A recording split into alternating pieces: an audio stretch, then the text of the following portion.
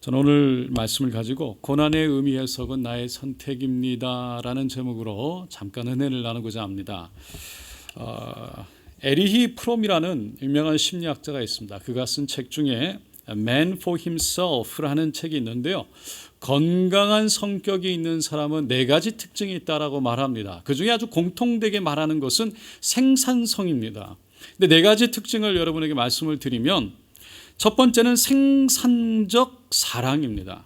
여러분, 사람들 중에 가끔 사랑한다고, 사랑의 이름으로 분명히 사랑을 표현한다고 하는데 사람을 좀 괴롭히는 그런 사람들이 있습니다. 이거는 매우 비생산적일 뿐만 아니라 건강한 성격을 가진 사람이 하는 것은 아닙니다. 생산적 사랑을 하는 사람은 사랑하는 사람을 어렵게 하는 것이 아니라 그 어려움을 함께 품고 함께 하고 함께 책임을 지고 함께 존중하고 함께 이겨 나가는 것입니다. 두 번째는 생산적 사고입니다. 생산적 사고를 하지 않는 사람은 나만의 고난을 생각하죠. 나만 고난을 겪는 것 같고, 나 같은 고난을 겪는 사람이 나밖에 없다라고 생각합니다. 그래서 내가 겪는 고난의 무게를 객관적으로 판단하지 못하고 훨씬 더 무겁게 느낀다는 거예요. 하지만 생산적 사고를 하는 사람은 자신의 아프고 힘든 고난을 객관적으로 보면서 주위에 있는 사람들을 보기 시작합니다. 그리고 나보다 더 훨씬 큰 고난 속에 있는 사람들을 보면서 결국 내 고난을 감당해 가기 시작하죠. 그리고 어느 한쪽으로 치우치지 않고 늘 전체 그림을 보면서 과거와 현재에 국한되어 살아가는 것이 아니라 늘 미래를 바라보면서 소망을 갖게 됩니다. 세 번째는 생산적 행복입니다.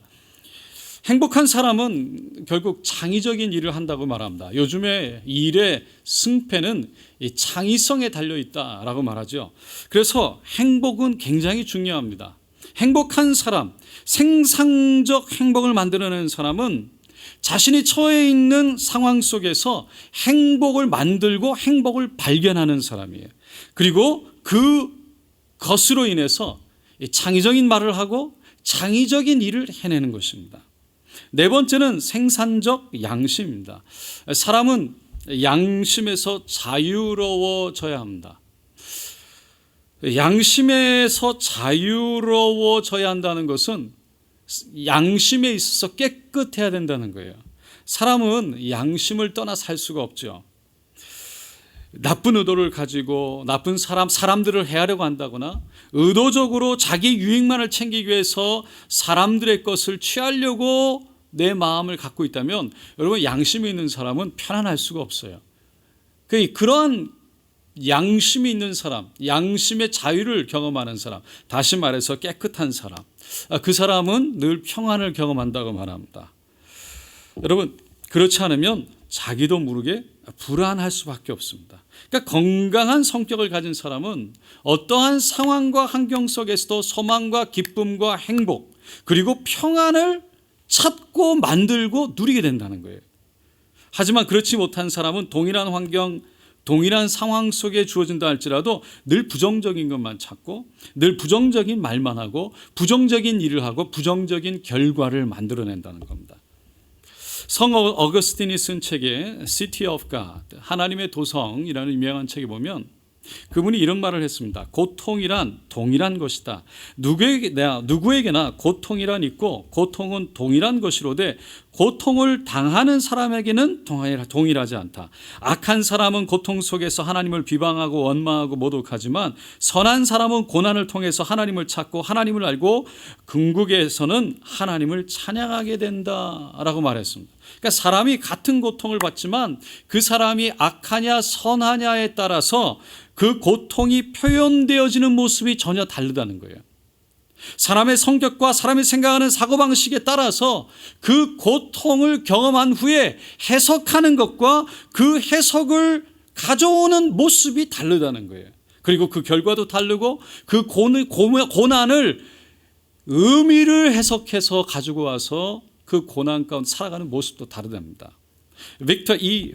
프랭클린이라는 분이 있는데 그분이 나치 강제 수용소에서 많은 고난을 겪었습니다. 그리고 주위에 있는 사람들, 많은 사람들이 고난 가운데서 어려워한 것을 보았습니다. 그리고는 나와서 그가 쓴 책이 죽음의 수용소에서라는 책입니다. 거기에 그가 이렇게 말을 했습니다. 고난 속에서 포기한 사람에게는 고난은 저주이지만 고난 속에서 그 고난의 의미를 발견한 사람에게는 고난은 놀라운 축복일 수 있다. 고난의 의미를 아는 자에게는 고난은 축복일 수 있다. 고난이 축복일 수 있는 것은 그 고난을 어떻게 이해하고 어떻게 해석하고 어떻게 받아들이고 반응하느냐에 달렸다는 거예요.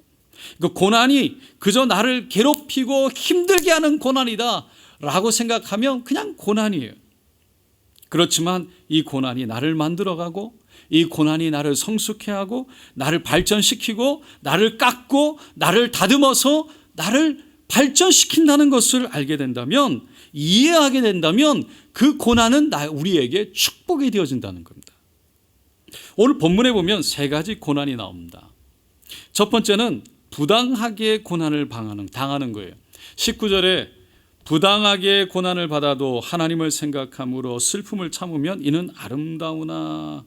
부당하게는 원어로 아디코스라는 말인데요. 그러니까 내가 잘못하는 거 아닌데 주위의 사람, 이웃의 사람, 그 다른 사람의 실수로 인해서 고난을 받게 된다는 거예요. 예를 들어서 옆집에서 불이 났는데, 부주의로 인해서 불이 났는데 우리 집까지 불이 탄 거예요. 사업을 하다가 부도가 났는데 다른 사람에게 부도가 도미노 역할로 일어나게 되는 거예요. 연쇄부도. 이럴 때는 그러한 고난을 당할 때 억울한 거죠. 부당하다고 생각되어집니다. 그럼에도 불구하고 믿음의 사람은 그때 이렇게 고백한답니다. 이것 또한 하나님은 나를 향한 분명한 뜻을 가지고 계신 줄로 믿습니다. 하나님은 나보다 지혜로우십니다. 하나님은 그럼에도 불구하고 나를 사랑하십니다. 오늘 본문 19절은 이런 부당한 고난에 빠진 사람은 슬프고 힘이 들지만 인내로 참아내면 아름답다라고 말합니다. 이 아름답다라는 말을 원어로 보면 카리스예요. 다시 말해서 은혜라는 겁니다. 참고 인내할 때 하나님의 은혜가 그 가운데 있다는 것입니다. 두 번째로 죄가 있어서 당하는 겁니다. 20절에 보니까 죄가 있어 매를 맞고 참으면 무슨 칭찬이 있으리요? 그러나 선을 행함으로 고난을 받고 참으면 이는 하나님 앞에 아름다우니라. 인생은 가만히 보면 심은 대로 거두는 법칙에서 그렇게 벗어날 수가 없어요. 무엇이든지 심은 대로 거두게 되어 있어요. 시간은 좀 걸린다 할지라도 어쩌면 우리가 심은 것은 우리의 자녀 세대에, 아니 그 다음 세대라도 반드시 거두게 됩니다. 반대로 다른 사람에게 고난을 주고 눈물이 나게 하고 힘들게 하면 그것도 결국은 우리가 거두게 됩니다. 남을 속였다면 그것 또한 언젠가는 거두게 되는 거예요. 그래서 죄가 있어서 받는 고난은 우리로 하여금 우리 자신을 돌아보게 합니다.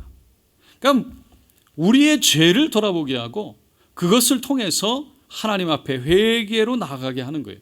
그러니까 죄 때문에 고난을 받는다면 회개를 통해서 하나님 앞에 나아가는 새로운 전환점을 가져야 되는 겁니다. 그것이 우리에게 복이 되는 겁니다. 세 번째로 의를 위하여 스스로 선택해서 당하는 고난이 있습니다. 21절에서 24절까지 이를 위하여 너희가 부르심을 받았으니 그리스도도 너희를 위하여 고난을 받으사 너에게 본을 끼쳐 그 자취를 따라오게 하려 하셨느니라. 그는 죄를 범하지 아니하시고 그 입에 거짓도 없으시며 욕을 당하실 때 맞대어 욕하지 아니하시고 고난을 당하실 때 위협하지 아니하시고 오직 공의로 심판하신 이에게 부탁하시며 친히 스스로 나무에 달려 그 몸으로 우리 죄를 담당하셨으니 이는 우리로 죄에 대하여 죽고 의에 대하여 살게 하려 하심이라. 그가 채찍에 맞음으로 너희는 남을 얻었나니 라고 말합니다. 여러분, 예수님이 받으신 고난은 스스로 선택하셔서 받은 고난입니다. 예수님은 마지막에 십자가를 지시기 전에 할 수만 있다면 주님 이 잔을 옮겨달라고 했지만 주님 뜻대로 하시옵소서